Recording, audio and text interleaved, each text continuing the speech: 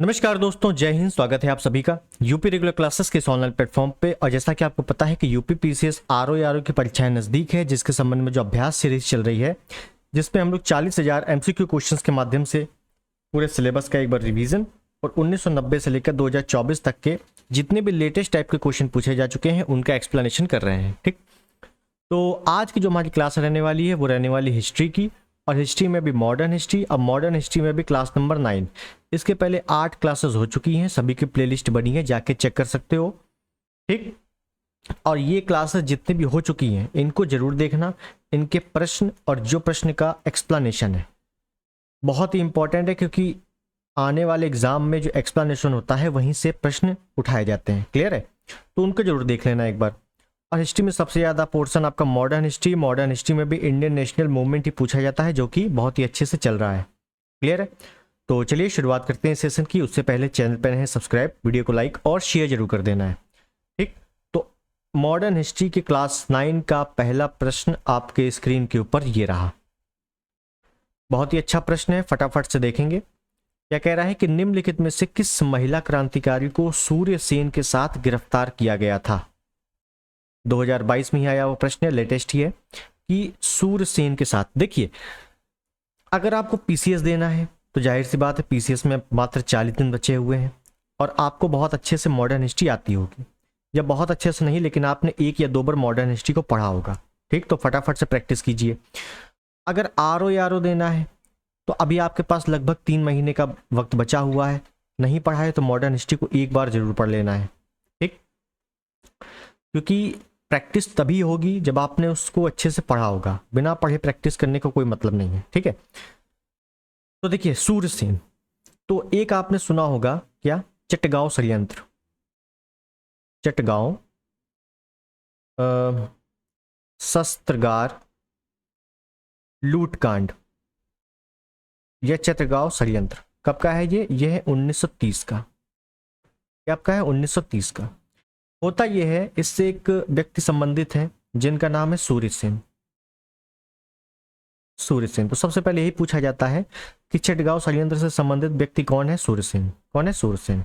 अब चटगांव कहां पे है? ये पश्चिम बंगाल वाले क्षेत्र में है। ठीक, आप समझिए। सूर्यसेन ने क्या किया है?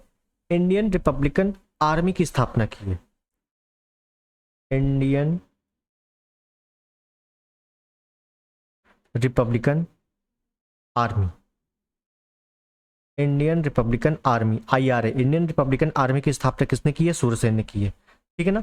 सूर्यसेन एक शिक्षक हैं, इसी वजह से इनको मास्टर दा भी कहा जाता है। तो याद रखना है कि अगर सूर्यसेन नहीं आएगा तो मास्टर दे आएगा, कि मास्टर दा की उपाधि किसे दी गई थी? तो सूर्यसेन को ही दी गई थी। ठीक, अब इंडियन रिपब्लिकन आर्मी की ये स्थापना करते हैं कहाँ? कहाँ स्थापना करते हैं? चटगांव, बंगाल में। कौन स्थापना करता है? सूर्यसेन या मास्टर दा? तो सूर्यसेन क्या है? भारत के स्वतंत्रता संग्राम के एक क्रांतिकारी हैं। सिंपल सी बात है। शिक्षक है तो इनको मास्टर दा बोला गया है। अब है क्या कि इसी रिपब्लिकन आर्मी से 2 लड़कियां आकर इनसे जुड़ती हैं। 2 लड़कियां आकर जुड़ती हैं। इन दोनों लड़कियों में नाम क्या है? एक का नाम है प्रीति लता वाडेदार या वाडेदार, और एक महिला है कल्पना दत्त। क्या है? एक नाम प्रीति लता वाडेदार और एक है कल्पना दत्त। ठीक, ये भी दोनों क्रांतिकारी महिलाएं हैं। अब होता यह है कि बाद में जो प्रीति लता वाडेदार है, ये क्या करती हैं? अंग्रेजों से बचने के लिए जहर खा लेती हैं और कर लेती हैं आत्महत्या। ठीक है ना? बेसिक स्टोरी, आत्महत्या कर लेती हैं। और कल्पना दत्त अरेस्ट हो जाती है और इनको हो जाता है कारावास। क्या हो जाता है? कारावास। ठीक, और जो सूर्यसेन है इनको भी फिर 1934 को क्या दे दी जाती है? फांसी। इनको भी पकड़ लिया जाता है और 1934 को इनको फांसी दे दी जाती है। ठीक है, तो याद रखना है कि चटगांव षड्यंत्र से मुख्यतः 3 ही नाम मिलते हैं। एक है सूर्यसेन, जिनको मास्टर दा बोला गया, और इंडियन रिपब्लिकन आर्मी की स्थापना की, और 2 लड़कियां हैं प्रीति लता वाडेदार और कल्पना दत्त, जिसमें से प्रीति लता वाडेदार आत्महत्या कर लेती हैं और कल्पना दत्त को अरेस्ट कर लिया जाता है और कारावास की सजा सुना दी जाती है। और फिर मास्टर दा सूर्यसेन को भी 1934 में फांसी दे दी जाती है। तो सूर्यसेन के साथ गिरफ्तार की गई थी कौन? कल्पना दत्त। अगर प्रीति लता वाडेदार आ जाए तो उनको नहीं करना है, क्यों? क्योंकि उन्होंने आत्महत्या की थी, ठीक है ना। अरेस्ट केवल एक ही हुई थी, कल्पना दत्त। तो option is the right. Clear है, सिंपल क्वेश्चन है। आगे चलते हैं, अगला प्रश्न। निम्नलिखित में से किस जेल में राजेंद्र लाहिड़ी को फांसी दी गई थी? तो राजेंद्र लाहिड़ी जैसे ही नाम आएगा तुरंत याद आना चाहिए क्या? 9 अगस्त 1925। क्या होता है? Kakori train action. Kakori train action. इस काकोरी ट्रेन एक्शन में 4 लोगों को फांसी दी जाती है। चारों के नाम मैंने कई बार बताए हैं, यूपी वाले में भी बताए हैं पोर्शन में, ठीक है। तो ये राजेंद्र लाहिड़ी को जो फांसी दी जाती है, ये दी जाती है भैया गोंडा में। कहाँ दी जाती है? गोंडा जेल में, ठीक है। Option C is the right. Gorakhpur में फांसी दी जाती है राम प्रसाद बिस्मिल को।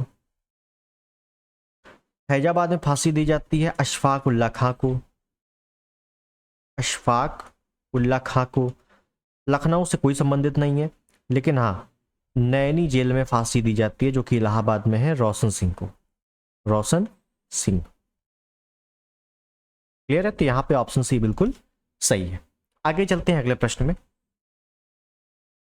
हाँ ये भी इंपॉर्टेंट क्वेश्चन है, देखिए। निम्नलिखित में से किसने इंग्लैंड में इंडियन होम रूल सोसाइटी की स्थापना की थी? अब देखिए इंपॉर्टेंट क्या है। इंपॉर्टेंट ये है, एक तो आपने पढ़ा होगा home rule league. Home rule league जिसकी स्थापना 1916 में की गई थी। किसने की थी? बाल गंगाधर तिलक। बाल गंगाधर तिलक और एनी बेसेंट ने। एनी बेसेंट खासकर मद्रास वाले क्षेत्र में, और बाल गंगाधर तिलक खासकर महाराष्ट्र पुणे वाले क्षेत्र में, ठीक। बाल गंगाधर तिलक ने लगभग अप्रैल में की थी और ये सितंबर में किए थे इन्होंने, एनी बेसेंट ने। ये है होम रूल लीग 1916 में। लेकिन यहाँ क्या है? Indian home rule league. और इंडियन होम रूल लीग के साथ साथ हमें बताया गया है कि भाई इंग्लैंड में स्थापना हुई है, ठीक है। कहाँ हुई है? इंग्लैंड में स्थापना हुई है। अब देखना है यहाँ पे थोड़ी सी डिटेलिंग, यहाँ पे देखते हैं। देखिए Indian home rule society. Indian home rule society, ठीक। देखिए बहुत ही अच्छे से। तो इंडियन होम रूल लीग की पहले तो भाई स्थापना कब होती है? 1905 में होती है। कहाँ होती है? इंग्लैंड लंदन में होती है। कब होती है? 1905 में। संस्थापक कौन है? श्याम जी कृष्ण वर्मा। श्याम जी कृष्ण वर्मा संस्थापक भी हैं, अध्यक्ष भी हैं। उपाध्यक्ष कौन है? क्योंकि यहां से प्रश्न अच्छे अच्छे बनते हैं, इस वजह से लिखवा रहा हूं। उपाध्यक्ष कौन है?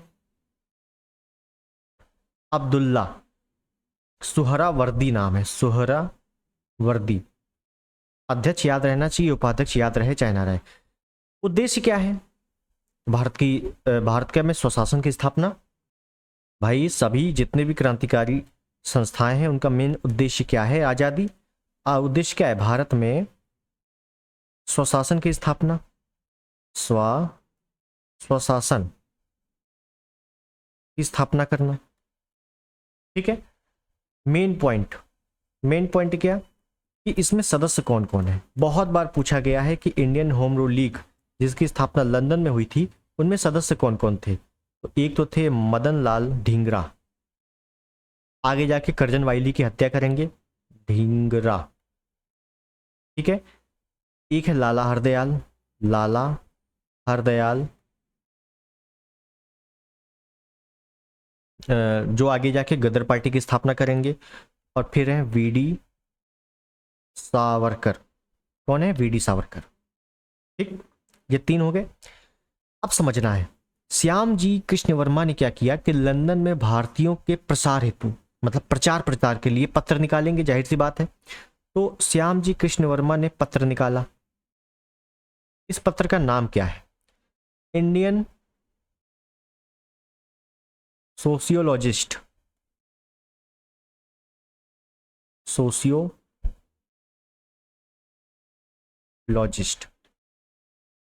नाम याद रहेगा। बहुत बार आ चुका है कि इंडियन सोशियोलॉजिस्ट नामक पत्रिका किस समिति या किस सोसाइटी से संबंधित है, तो इंडियन होम रूल सोसाइटी। ठीक है, ध्यान रखना है, बहुत इंपॉर्टेंट पॉइंट है ये। इंडियन सोशियोलॉजिस्ट पत्र किसने निकाला था? श्यामजी कृष्ण वर्मा के द्वारा निकाला गया था भारतीयों के प्रसार के लिए इंग्लैंड में। इंडियन होम रूल सोसाइटी से संबंधित है। और फिर इसमें एक बात यह भी होती है कि इसी सोसाइटी की तरफ से, इंडियन होम रूल सोसाइटी की तरफ से 1857 की वार्षिक, मतलब वार्षिक गांठ मनाई गई थी। वार्षिक गांठ मनाई गई थी 1857 की जो क्रांति हुई थी, पहली बार मनाई गई थी। ठीक है, तो पहली बार मनाई गई किसके द्वारा? इंडियन होम रूल सोसाइटी के लोगों द्वारा।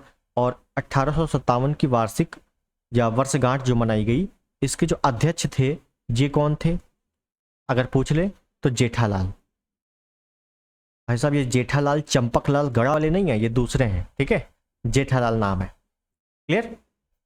चलिए, ये क्वेश्चन मेरे हिसाब से समझ में आ गया होगा। आगे चलते हैं। आगे क्या चलते हैं, उसी क्वेश्चन को देखें। पहले क्या है कि इंडियन होम रूल लीग की स्थापना की थी, तो Shyamji Krishna Verma. Option D is the right. Clear? Next, निम्नलिखित घटनाओं पर विचार कीजिए। देखिए, बहुत अच्छा प्रश्न है। और एक चीज मैं बता दूं, अगर आपको मॉडर्न हिस्ट्री बहुत ज़्यादा नहीं पढ़ना है, कि मॉडर्न हिस्ट्री बहुत ज़्यादा है, टाइम कम है, तो जितनी भी प्रमुख घटनाएं हैं उनको डेट वाइज जरूर याद कर लेना है, क्योंकि अगर ऐसे प्रश्न आएंगे तो आराम के बन जाएंगे। जैसे काकोरी ट्रेन एक्शन, आपको पता है 1925 में है, भले पूरी डेट ना याद हो, 9 अगस्त 1925, कोई दिक्कत नहीं है। 1925 याद आ रहा है, कोई दिक्कत नहीं। ठीक, उसके बाद क्रांतिकारी द्वारा पुलिस अधिकारी सैंडर्स की हत्या। तो सैंडर्स की हत्या कब हुई थी? तो याद होगा आपको कि 1927 में साइमन कमीशन नियुक्त हुआ था, 28 में भारत आया था, उसी का विरोध किया था लाला लाजपत राय ने। अब विरोध प्रदर्शन करते करते उनको लाठी मार के हत्या कर दी गई थी। उसी का बदला लिया था भगत सिंह ने, सैंडर्स की हत्या की थी गलती से। हालांकि स्कॉट को मारना था, लेकिन सैंडर्स को मार दिया था गलती से। तो सैंडर्स की हत्या कब? 1928 में। बहुत ही बेसिक स्टोरी है, जल्दी जल्दी पढ़ना है। ठीक, फिर सेंट्रल लेजिस्लेटिव असेंबली में भगत सिंह और बटुकेश्वर दत्त ने बम फेंका था और इंकलाब जिंदाबाद का नारा दिया था। तो ये घटना कब की है? ये 1929 की है, 1929। ठीक है, तो देख लो, 25, 28, 29 के क्रम से ही लगे हुए हैं। 1, 2, 3 option is the right. Clear है? बिल्कुल आसानी के साथ समझ गए। इनको डिटेल में भी देखेंगे, ऐसा नहीं है। ये सैंडर्स की हत्या कैसे क्या हुई पूरा डिटेल में देखेंगे। काकोरी कांड तो कई बार देख ही चुके हैं। और असेंबली, सेंट्रल लेजिस्लेटिव असेंबली में जो बम कांड हुआ था, इसको भी डिटेल में देखेंगे, आगे देखेंगे। ठीक है, नेक्स्ट, भारतीय कांग्रेस कहां पर उदारवादियों एवं उग्रवादियों दो भागों में विभाजित हो गई? तो पिछले टर्न पर मैंने बताया था कि कांग्रेस में दो भागों में गुट बट गए थे, एक उदारवादी, एक उग्रवादी। उदारवादियों का मत था कि हम शांतिपूर्वक तरीके से आज़ादी लेंगे, लेकिन उग्रवादी कह रहे थे नहीं, हम बम मार के आज़ादी लेंगे कायदे से। तो सूरत अधिवेशन होता है 1907 में, जिसमें अध्यक्ष बनते हैं रास बिहारी घोष। रास बिहारी घोष। ठीक है, तो इसी में क्या हो गया था, उदारवादी और उग्रवादी दोनों अलग अलग बट गए थे। Option is the right. और दोनों मिले कब? तो लखनऊ पैक्ट 1916 में लखनऊ अधिवेशन हुआ था, इसमें सब मिल गए थे। क्लियर है? पिछले टर्न पे हम लोगों ने काफी अच्छे से इसमें चर्चा की थी। आगे चलते हैं अगले प्रश्न में। वह कौन थे जिन्होंने अनुशीलन समिति की स्थापना की थी? अनुशीलन समिति की स्थापना करने वाले कौन थे? तो देखिए, अनुशीलन समिति की जो स्थापना होती है, ये समझना है, अनुशीलन समिति जो है ये बंगाल की पहली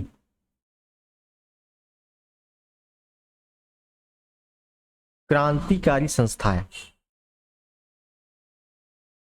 ठीक है, और मैंने शायद पहला वीडियो था इंडियन नेशनल मूवमेंट की क्लास का, उसमें बताया था कि जो बंगाल की पहली राजनीतिक संस्था है वो कौन है? लैंड होल्डर सोसाइटी है। और बंगाल की पहली क्रांतिकारी संस्था कौन सी है? अनुशीलन समिति है। ठीक, अनुशीलन समिति का उद्देश्य क्या है कि जो बंकिम चंद्र चटर्जी हैं उनके बताए गए मार्ग का अनुशीलन करना, सिंपल सा है। ठीक, इसकी स्थापना कौन करता है? इसकी स्थापना होती है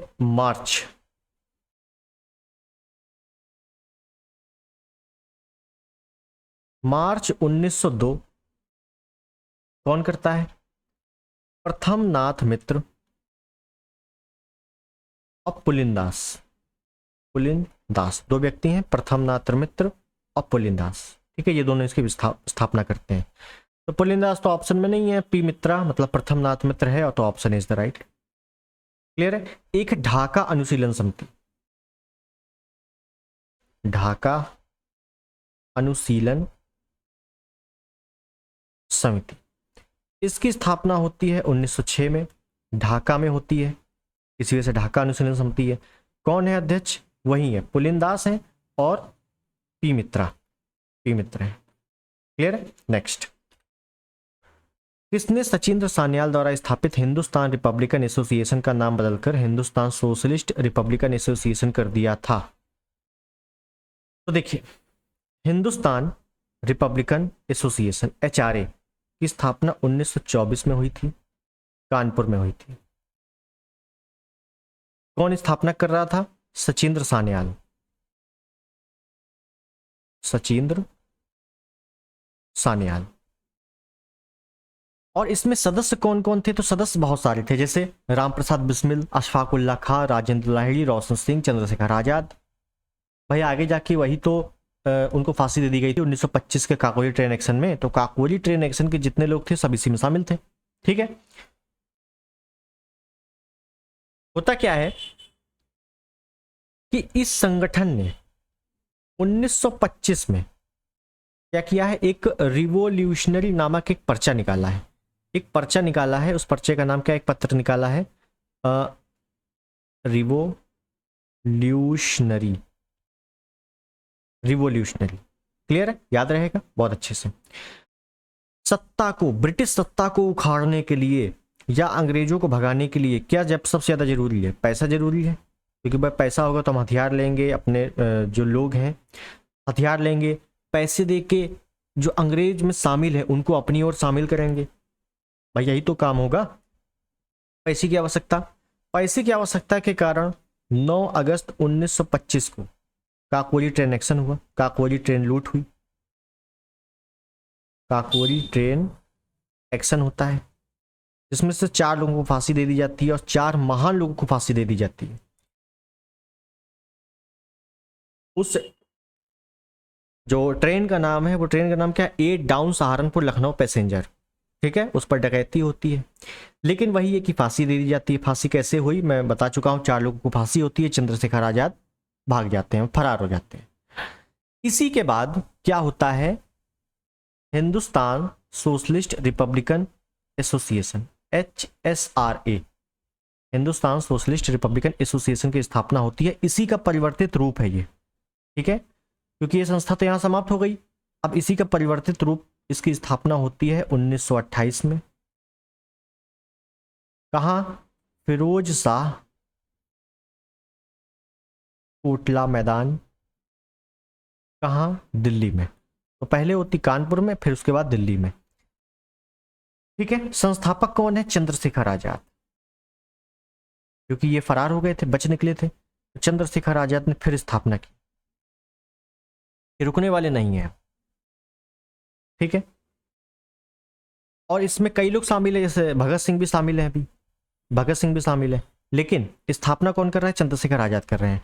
और HSRA Hindustan socialist Republican association की मुख्य घटना, अब मुख्य घटना क्या है? इनकी मुख्य घटना में पहली घटना है, अगर आपसे पूछेगा कि हिंदुस्तान सोशलिस्ट रिपब्लिकन एसोसिएशन की निम्नलिखित में से कौन सी प्रमुख घटना नहीं है, तो इस संगठन की 3 प्रमुख घटना हुई। जैसे एक है सैंडर्स की हत्या, दूसरी है असेंबली बम कांड, और तीसरी है लाहौर षड्यंत्र। ठीक है, तो ये थोड़ा ध्यान रखना है। और लेकिन हमसे पूछा क्या गया था? हिंदुस्तान सोशलिस्ट रिपब्लिकन एसोसिएशन नाम बदलकर इसकी स्थापना किसने की है? चंद्रशेखर आजाद ने की है। Option D is the right. Clear. अब इतना डिटेल तो आपको बुक में मिल ही जाएगा, अब बुक से थोड़ा ज्यादा ही बता दिया मैंने। आगे चलते हैं, अगला प्रश्न।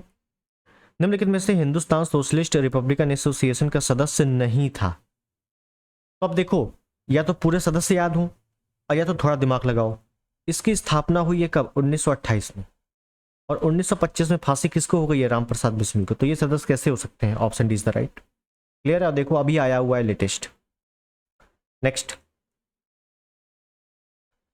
भगत सिंह ने सेंट्रल असेंबली में बम फेंका था, तो किसके साथ फेंका था?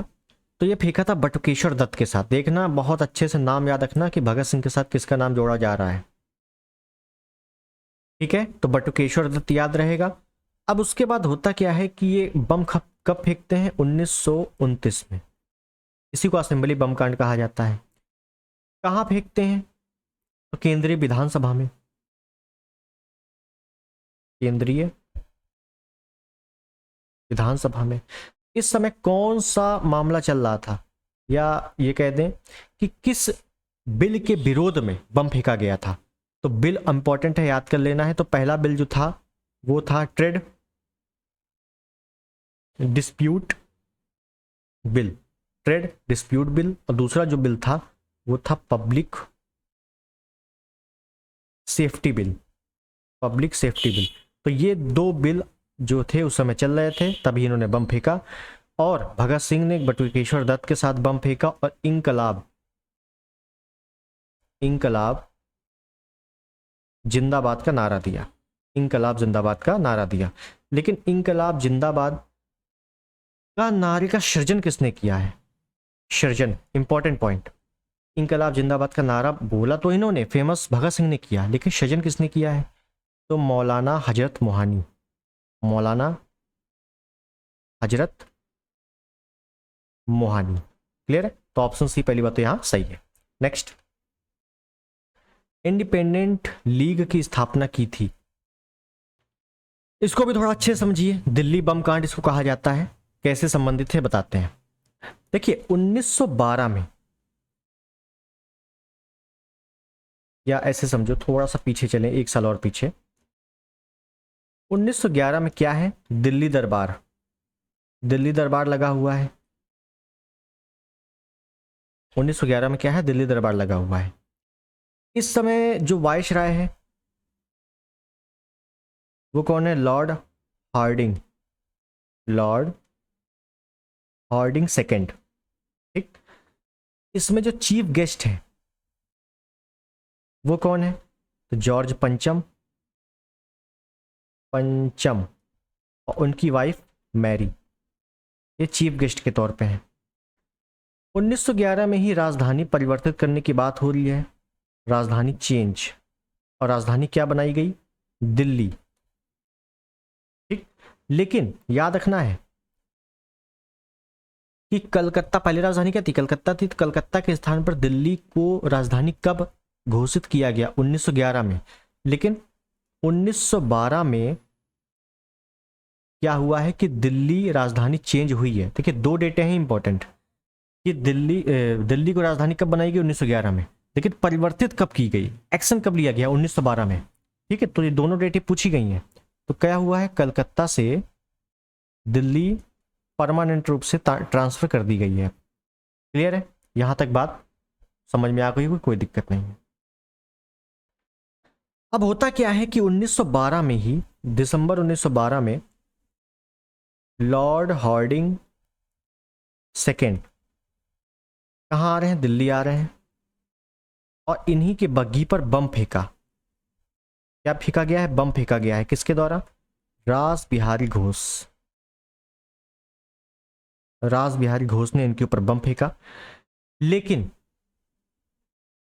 हार्डिंग बच गए। इनकी किस्मत अच्छी थी। ये क्या हुए? ये बच गए। लेकिन बहुत लोग मारे गए। भाई ऐसा थोड़ी ना है कि ये बच गए तो बम का कोई हुआ ही नहीं। तो काफी लोग मारे गए। लेकिन मुख्य भूमिका में कौन था? तो रास बिहारी घोष, और एक नाम मिलता है सचिंद्र सान्याल, सचिंद्र सान्याल। होता क्या है? 1911 में दिल्ली दरबार, वायसराय है लॉर्ड हार्डिंग सेकेंड, इस समय चीफ गेस्ट है जॉर्ज पंचम, मैरी। राजधानी चेंज होती है कलकत्ता से दिल्ली। लेकिन राजधानी परिवर्तित कब होती है? तो कलकत्ता से दिल्ली 1912 में होती है। 1912 में ही दिल्ली आते हैं लॉर्ड हार्डिंग सेकेंड। उनके ऊपर बम फेंका जाता है रास बिहारी घोष, सचिंद्र सान्याल के द्वारा। लेकिन वो बच जाते हैं, लेकिन कई लोग मर जाते हैं। और ये पूछा जाता है, ये बताओ दिल्ली षड्यंत्र केस, इसको क्या बोलते हैं? दिल्ली षड्यंत्र केस या दिल्ली बम कांड, इस पे फांसी किसको होती है? इस केस में फांसी किसको होती है? तो 4 लोगों को फांसी होती है भाई साहब। चारों के नाम इंपॉर्टेंट हैं। एक नाम है अमीर चंद्र, एक नाम है अवध बिहारी, अवध बिहारी लाल, एक है बाल मुकुंद, बाल मुकुंद, एक है बसंत कुमार, बसंत कुमार। बहुत बार प्रश्न आ चुका है कि 1912 लॉर्ड हार्डिंग की बग्गी पर बम फेंकने के उपरांत कितने लोगों को फांसी दे दी गई थी, या किन किन लोगों को फांसी दी गई थी, या इनमें से किसी फांसी नहीं दी गई थी? तो इन 4 लोगों को फांसी दी गई थी, याद रखना है। बम किसने फेंका है? रास बिहारी घोष, सचिंद्र सान्याल। फांसी किसको हुई है? जो केवल शामिल है उसमें, लेकिन जो रास बिहारी घोष है मेन मेंबर, ये बच गए हैं। अब बच गए हैं तो कब तक बचेंगे? तो रास बिहारी घोष, रास बिहारी घोष जब बच गए हैं और इन्होंने देखा कि 4 लोगों को फांसी हो गई, तो ये कहाँ चले गए? ये चले गए जापान। कहाँ चले गए? जापान चले गए, जापान चले गए। और जापान में ही इन्होंने 1942 में इंडिया इंडिपेंडेंस लीग की स्थापना की। क्या की? इंडिया इंडिपेंडेंस लीग की स्थापना की। और आजाद हिंद फौज की स्थापना में सुभाष चंद्र बोस की सहायता की। भाई जापान चले गए तो आजाद हिंद फौज में कहाँ है? आजाद हिंद फौज मेन क्या था? हेडक्वार्टर जापान ही था। तो फिर आजाद हिंद फौज में सुभाष चंद्र बोस के साथ आगे जगह मिल जाते हैं। लेकिन 1942 में इंडियन इंडिपेंडेंस लीग की स्थापना करते हैं। कहाँ? जापान में। तो ये स्टोरी मेरे हिसाब से समझ में आ गई होगी। तो इंडियन इंडिपेंडेंस लीग की स्थापना किसने की? रास बिहारी घोष ने की। Option D is the right. Clear? Next, इंकलाब जिंदाबाद का नारा किसने दिया? नारा लिखा था, सृजित किया था हजरत मोहानी ने, लेकिन प्रसिद्ध किया भगत सिंह ने। Option C is the right. Next, Alipur bomb कांड में अरविंद घोष का बचाव किसने किया था? तो देखिए, अलीपुर बम कांड 1908 का ये बम कांड है, 1908 ईस्वी का। बहुत अच्छे से डेट याद रहनी चाहिए क्योंकि कांडों से ही पूछा जाता है ज्यादातर। होता ये है, कलकत्ता में क्या हुआ है कि अवैध हथियार रखे गए हैं। समझिए, मैं केवल स्टोरी बता रहा हूं। कलकत्ता में क्या है? अवैध हथियार रखे गए हैं क्रांतिकारियों द्वारा, अवैध हथियार। अब ये बात अंग्रेजों को पता चल गई है, अंग्रेज सरकार को, कि ये लोग अंग्रेज क्या है कि जो हथियार है वो छुपा के रखे हैं। तो अंग्रेज क्या करेंगे? छापा मारेंगे। अंग्रेजों ने क्या किया है? छापा मारा। अंग्रेजों ने छापा मारा, कई लोग गिरफ्तार हुए, और इन्हीं गिरफ्तारी में क्या हुए? कई लोग गिरफ्तार हुए, और इन्हीं गिरफ्तारी में घोष बंधु को भी गिरफ्तार किया गया। घोष बंधु को भी गिरफ्तार किया गया। घोष बंधु में कौन है? अरविंद घोष और बारेंद्र घोष। अरविंद घोष, बारेंद्र घोष को क्या किया गया? गिरफ्तार किया गया। इसी को बोला गया अलीपुर बम कांड। पहली चीज। दूसरी चीज ये है कि एक नाम मिलता है नरेंद्र गोसाई। क्या नाम मिलता है? नरेंद्र गोसाई। इन नरेंद्र गोसाई ने क्या किया है कि अंग्रेजों से बोला है कि हमें पता है हथियार कहाँ है, हम गवाह बन जाते हैं। भाई गवाह बन जाएंगे, हथियार ले लेंगे, तो क्रांतिकारी कैसे फिर काम करेंगे आगे? तो सत्येंद्र नाथ बोस और एक कन्हैया लाल, क्या नाम है? सत्येंद्र नाथ बोस और कन्हैया लाल ने इनको जेल में ही मार दिया है। क्यों? क्योंकि ये गवाह बन गए थे, तो जेल में ही मार दिया कि भाई तुम क्रांतिकारी सही नहीं हो, ठीक है, मर गए। उसके बाद एक नाम सुना होगा, चित्तरंजन दास। ये कौन है? ये है वकील।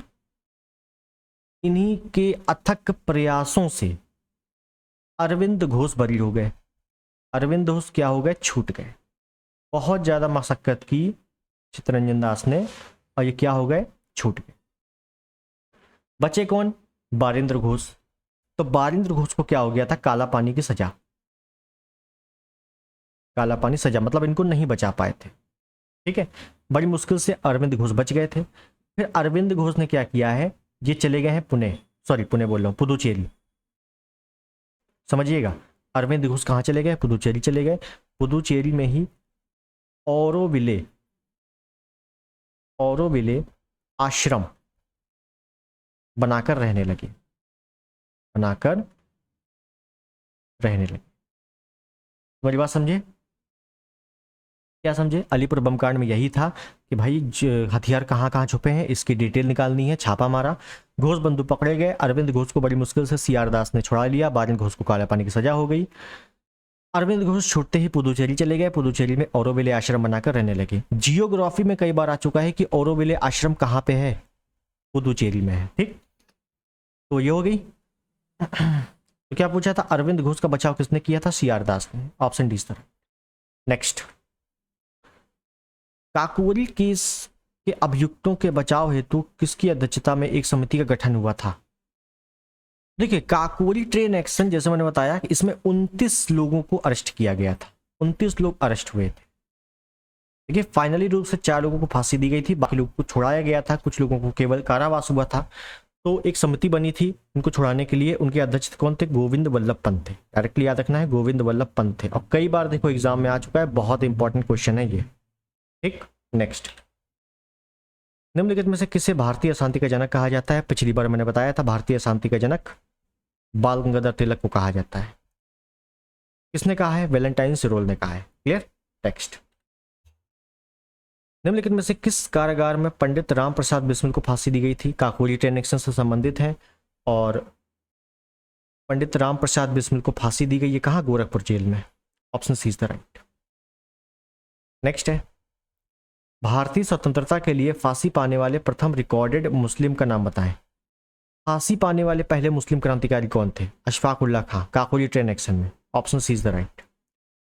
नेक्स्ट है, लाल बाल पाल त्रिगुट का कौन व्यक्ति भारतीय राष्ट्रीय कांग्रेस का अध्यक्ष हुआ?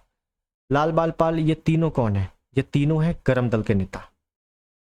गरम दल उग्रवादी, लाल बाल पाल, अरविंद घोष, मैंने बताया था उग्रवादी। तो जिसमें से बाल गंगाधर तिलक कभी भी अध्यक्ष नहीं हुए, बिपिन चंद्र पाल कभी भी अध्यक्ष नहीं हुए, लाला लाजपत राय अध्यक्ष बने थे। लाला लाजपत राय अध्यक्ष बने थे, लेकिन बाल गंगाधर तिलक और बिपिन चंद्र पाल कभी भी कांग्रेस के अध्यक्ष नहीं बने। नेक्स्ट, निम्नलिखित में से कौन एक उग्रवादी था? लाल बाल पाल, अरविंद घोष उग्रवादी थे, तो पाल लिखा हुआ है। Option C is the right. Simple question है। नेक्स्ट है, निम्न में से किस एक को लाला लाजपत राय ने अपना राजनीतिक गुरु माना था? तो लाला लाजपत राय के राजनीतिक गुरु कौन थे? मैजनी। मैजनी कौन है? तो एक इटली के क्रांतिकारी हैं और इन्हीं की एक पुस्तक है, उसको पढ़कर ही जिनसे काफी प्रभावित हो गए थे और इन्हीं को अपना क्या मान लिया? राजनीतिक गुरु मान लिया। क्लियर? नेक्स्ट, जतिन दास किस आरोपी में बंदी बनाए गए थे? तो देखिए, ये था लाहौर षड्यंत्र। क्या था? लाहौर षड्यंत्र। कब हुआ था? 1929 में। लाहौर षड्यंत्र मेन चीज क्या था कि विधानसभा बम कांड और सैंडर्स की हत्या, इससे लगभग 18-20 लोगों को अरेस्ट किया गया था। 18 लोगों को अरेस्ट किया गया था, हाँ, जिसमें से आपको पता ही है कई लोग थे, जिसमें से आपको पूछा गया है कि जतिन दास। तो जतिन दास लाहौर षड्यंत्र से संबंधित है और जतिन दास ऐसे व्यक्ति हैं 64 दिन तक इन्होंने भूख हड़ताल की और 64 दिन की भूख हड़ताल के बाद इनकी मृत्यु हो गई थी। तो ये वाला भी प्रश्न भी कई बार आ चुका है कि 64 दिन की लगातार भूख हड़ताल के बाद किसकी मृत्यु हो गई थी? जतिन दास की। किस षड्यंत्र से संबंधित थे? लाहौर षड्यंत्र से संबंधित थे। क्लियर? नेक्स्ट, निम्नलिखित में से किसे भारतीय क्रांतिकारी की जननी के रूप में जाना जाता है? तो भारतीय क्रांति की जननी मैडम भीखाजी कामा को कहा जाता है। Option C is the right. इनके बारे पे हम लोग आगे देखेंगे। किसने कहा था आलोचना और स्वतंत्र चिंतन एक क्रांतिकारी की दो विशेषताएं हैं? डायरेक्टली अगर स्टेटमेंट से कोई प्रश्न आता है तो आपको स्टेटमेंट पढ़ना पड़ेगा, याद करना पड़ेगा, ठीक है ना। जो प्रमुख स्टेटमेंट है वो मैं आपको करवा दूंगा। जैसे आलोचना और स्वतंत्र चिंतन एक क्रांतिकारी की दो विशेषताएं हैं, कई बार आ चुका है ये एग्जाम में, ठीक है। तो किसने कहा था ये स्टेटमेंट? ये है भगत सिंह का। Option is the right. Next, Lahore षड्यंत्र मुकदमे के परिणाम स्वरूप किनको फांसी हुई थी? तो लाहौर षड्यंत्र वही 1929 वाला, किसको फांसी हो गई थी इसमें? तो अच्छा, जाहिर सी बात है राम प्रसाद बिस्मिल को तो काकोरी ट्रेन एक्शन में ही फांसी हो गई थी 1925 में। तो 1929 तक कैसे रुके रहेंगे? तो डी तो नहीं हो सकता।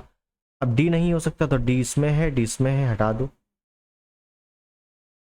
तो फांसी हुई थी ABC, मतलब भगत सिंह, राजगुरु, सुखदेव। भगत सिंह, राजगुरु, सुखदेव को इकट्ठे फांसी हुई थी। कब? डेट तो याद ही होगी, 23 मार्च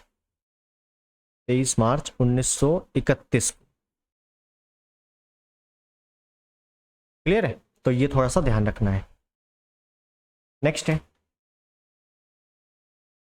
ओके। तो हमारे सारे क्वेश्चन होते हैं समाप्त। हम लोगों ने देखा मॉडर्न हिस्ट्री। अब मॉडर्न हिस्ट्री में भी इंडियन नेशनल मूवमेंट और इंडियन नेशनल मूवमेंट में जो भी प्रमुख आंदोलन वगैरह हैं, छोटे छोटे आंदोलन हैं, उनको भी पढ़ना है। छोटे छोटे आंदोलन से जो भी सदस्य जुड़े हुए हैं उनको भी देखना है, क्योंकि तो यहीं से प्रश्न बनते हैं। ठीक, तो चलिए मिलते हैं अगले वीडियो में। चैनल पे नए हैं सब्सक्राइब कर देना, वीडियो को लाइक कर देना और शेयर कर देना अपने दोस्तों में। ठीक है, तो मिलते हैं अगले वीडियो में, तब तक के लिए नमस्कार, जय हिंद, वंदे मातरम।